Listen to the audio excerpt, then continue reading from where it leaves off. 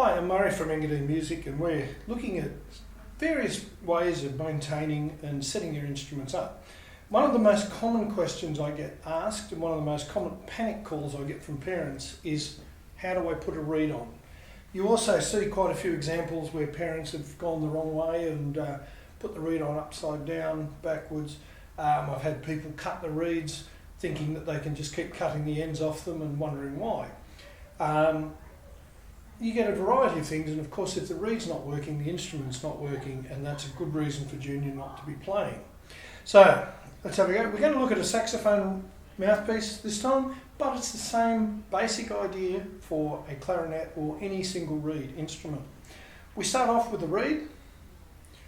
Make sure it's an appropriate reed for your instrument. You can't use an alto reed on a clarinet and etc., although I have seen people try. Make sure it's the correct strength. Now the strength of reed is basically the lower the number, the softer the reed. So if you have a 1, it's a very soft reed, which is used for beginners and used for people as they develop their playing style, up to, as a professional player, you would use a 4 or a 5, hopefully, although that can change depending on your needs.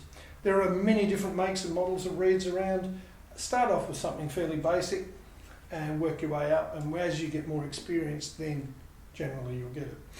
There are 3 parts to a mouthpiece. There's the mouthpiece.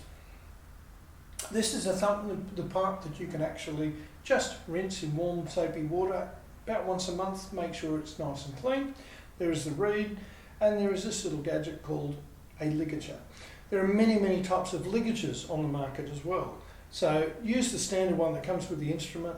Don't try and go fancy. It doesn't make such a difference when you're first starting out. When you can play brilliantly and you're earning $1 million a week, you can buy me a decent one.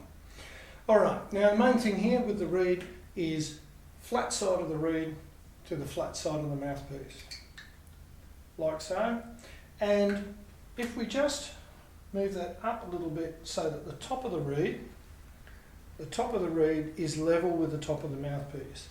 And just hold it in there with your thumb.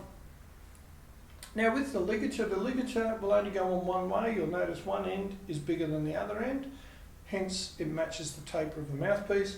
It just drops over. The only thing you've got to be careful of is that you don't hit the end of the reed with the ligature, because you will break it. Generally speaking, screws go against the reed, that they support the reed much better. There are certain times when people will turn them around, and there are teachers that will tell you to turn them around, and there are ligatures that work the other way.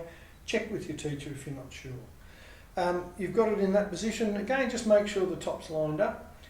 I generally just put my thumb on the bottom to hold it, and you just nip the top one up. Doesn't have to be tight, just as long as there's a little bit of tension, and then nip the bottom one up, which has a little bit more tension on it, but don't over tighten them.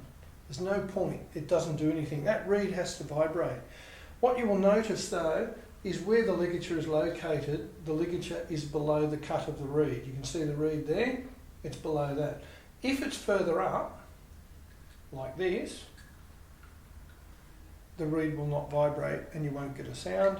If it's too low, which is virtually impossible to get, but people do it, you'll find that too much of the reed is actually trying to vibrate, and the bigger part of the reed is starting to make its own sound, and you get all sorts of squeaks and groans. The biggest thing that you need to realise though is to get the top of the reed in line with the top of the mouthpiece.